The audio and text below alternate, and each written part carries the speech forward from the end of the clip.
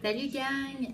Mais à la demande de quelques personnes, je vous fais un petit vidéo pour vous montrer un peu comment que je fais mon humus. En fait, c'est vraiment pas très compliqué là. Il est rendu presque minuit soir. Je reviens du yoga. Tada! Magnifique. Et j'ai couru d'un bord puis de l'autre. Là, il faut que je fasse mon lunch pour demain, pour travailler. Fait que je vous fais ça bien rapidement parce que j'ai hâte d'aller me coucher. Et bref, je vous explique rapidement comment faire un humus de base.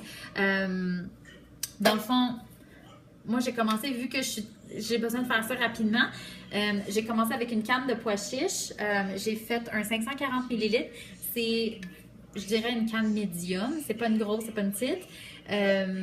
Mais ça va être juste assez pour mon lunch de demain. Là, je veux vraiment faire ça comme un petit rapide. Normalement, je fais des grosses quantités à la fois, mais j'y vais tout le temps à l'œil, puis c'est vraiment facile là, de vraiment se doser. Je dirais, mon premier humus que j'ai fait, je l'ai eu. Mon deuxième est encore meilleur. Puis, tu sais, c'est vraiment de développer qu'est-ce que vous préférez aussi. Puis ça m'amène à vous parler de l'ingrédient essentiel. Dans le fond, je vais vous mettre en français ici, là. C'est du beurre de sésame et c'est communément appelé du tahini. Et du tahini, c'est trouvé dans tous les humus, tout le temps. Il y a beaucoup de personnes qui n'aiment pas le humus parce qu'ils trouvent que ça goûte trop. Il y a un goût qui ressort qu'ils n'aiment pas tant. C'est que certaines compagnies ou certaines personnes qui font du humus qui mettent trop de beurre de tahini. Et certaines personnes l'aiment moins, certaines personnes l'aiment plus. Donc, c'est vraiment quelque chose que vous allez assaisonner à votre goût. Moi, je commence tout le temps avec une grosse cuillère à soupe là, dedans. Et ensuite de ça, si je veux en rajouter, j'en rajoute. Donc, c'est ça. Du tahini essentiel.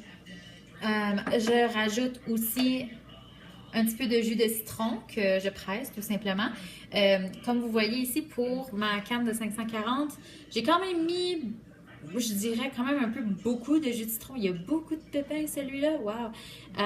Mais il reste encore de la chair, il reste encore du jus dedans. Donc moi, qu'est-ce que je vais faire, c'est que on ne veut pas gaspiller. Je vais le couper en petits morceaux puis je vais le mettre dans mon eau.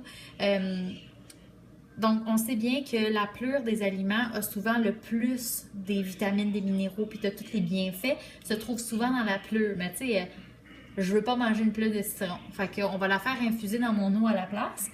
Comme ça, je vais en tirer le plus de bienfaits possible. Ensuite de ça, tout humus se doit d'être salé.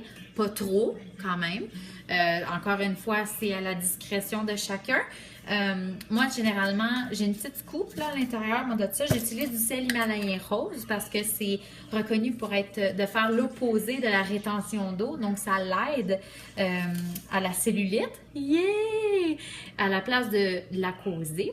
Et moi, j'ai une petite coupe comme ça, puis j'en mets environ 3 dedans, dans mon humus. Puis, tu sais, j'y vais encore là, je l'ajuste, puis tout ça, selon... Tu sais, si on a une petite dent salée cette journée-là, ben des fois, il s'explique que c'est un petit peu plus salé. C'est correct. Je rajoute toujours au moins minimum une gousse d'ail. J'aime beaucoup l'ail. Tout le monde est malade en ce moment, fait que ben, je rajoute beaucoup d'ail. Alors aujourd'hui, dans ma canne de 540 ici, j'ai mis 3 gousses d'ail. Donc, c'est ça. Ensuite de ça, j'aime beaucoup rajouter du gingembre, spécialement parce que le mien, je l'ai fait au sésame. Puis d'ailleurs, l'huile, ça c'est un autre sujet avant de parler de ça. Donc, le classique, c'est l'huile d'olive pour faire du humus. Mais moi, vu que je décide de mettre l'assaisonnement, parce que là, on passe dans l'assaisonnement du humus. Vu que je veux faire mon humus au sésame et gingembre, ben là, je mets évidemment mon gingembre. Si vous n'avez pas ça, la belle petite gratteuse, c'est vraiment très bon de faire juste des petites tranches très fines de gingembre, puis de les mettre dans... mon Dieu que ça sent bon.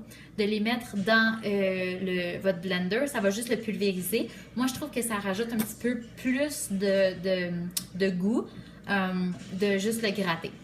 Ensuite de ça, moi, à la place de l'huile d'olive, vu que je le fais au sésame, bien évidemment, je mets de l'huile de sésame. L'huile de sésame, c'est extrêmement goûteux. Pour si vous n'êtes pas habitué de travailler avec de l'huile de sésame, c'est une huile qu'il faut utiliser en petite quantité. Quand on fait un sauté, des choses comme ça, on dit « utilisez de l'huile de sésame », bien, si vous en utilisez comme autant que vous utilisez de l'huile d'olive, là, vous allez détester l'huile de sésame. Donc moi, j'ai mis un quart de tasse d'huile de sésame parce que je le sais que j'aime beaucoup le goût, que je veux que ça goûte le sésame. Donc, j'ai été avec un petit peu plus d'huile de sésame que normalement je cuisine avec. Mais si jamais je veux ajuster la texture de mon hummus, je vais rajouter juste de l'huile d'olive parce que l'huile d'olive est comme un sans-saveur si on veut. Ça va juste aider à la texture du hummus. Ensuite de ça, bien évidemment, je rajoute des petites graines de sésame parce que c'est le fun, c'est cute.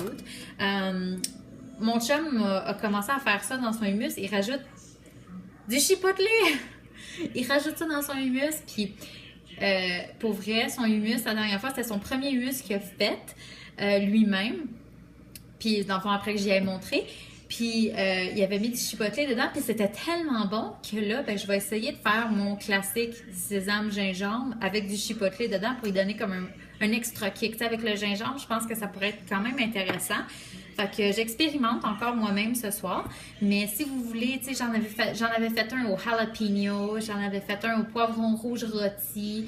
On en trouve souvent aussi à l'ail rôti. Donc, si vous voulez faire juste comme rôtir de l'ail puis mettre cet ail-là dans votre hummus, vous pouvez rendre ça tellement fancy si vous voulez. Mais là, dans mon cas, c'est pas mal ce que j'avais sous la main rapidement. Donc, je fais juste tout mettre ça dans un blender. Je blende ça jusqu'à temps que j'aille la consistance que je veux. Donc, si jamais c'est un petit peu trop épais, faites juste rajouter de l'huile ou même de l'eau. Ajustez les épices, blendez ça, mettez ça à votre goût. Puis après ça, vous êtes good to go. Vous mettez ça dans des contenants qui sont hermétiques, s'il vous plaît, parce que sinon, ça sèche et c'est pas très bon. Et pour ce qui est de la conservation, moi, c'est certain, ça va au frigo, OK? Vous ne mettez pas ça sur le comptoir, mettez ça au frigo. Et si vous ne savez pas combien de temps que ça se garde, moi, je me donne tout le temps environ une semaine à partir du temps que je l'ai faite. Tout simplement, si jamais vous n'êtes pas certain, vous pouvez le sentir. Okay? Du hummus qui n'est plus bon, ça pue, ça goûte pas bon, puis ça va être un petit peu visqueux comme texture. S'il est rendu visqueux, c'est parce que là, il est vraiment dégueulasse, puis ça va sentir là, le vomi là, quand vous allez ouvrir le pot. Okay? Donc, si jamais votre hummus, vous le sentez, vous n'êtes pas certain, vous le sentez, je sais pas. Ben, prenez un petit légume, là, puis faites juste le dipper un petit peu dedans, là, puis ou ben non, votre doigt même, là, puis goûtez-le. Puis si vous êtes comme, ben, mangez-le pas. Puis si c'est comme, ben oui, ça goûte le hummus, c'est bien correct. Ben, continuez-le à le manger, vous devriez être correct. C'est juste, dans le fond, faut juste vous assurer que vous ne mangez pas du hummus qui n'est plus bon. De toute façon, manger du hummus qui est plus bon, c'est un petit peu comme boire du lait caillé. Hein? C'est bizarre si tu te rends jusqu'à la fin de la pinte de lait, OK? Si tu te rends jusque-là, tu n'as pas remarqué avant. Bizarre. Fait que ça va être un petit peu la même chose avec le hummus. Faites juste vous assurer qu'il sent bon, qu'il goûte bon, puis vous devriez être correct. Donnez-vous à peu près une marque de 1 semaine pour votre hummus. Gardez-le au frigo, bien au frais. C'est ça. C'est tout simplement ça. Donc, si jamais vous avez des questions, ben n'hésitez pas. Puis, donnez-moi vos commentaires. Puis, envoyez-moi vos résultats. Je suis bien curieuse de voir ça. Bye!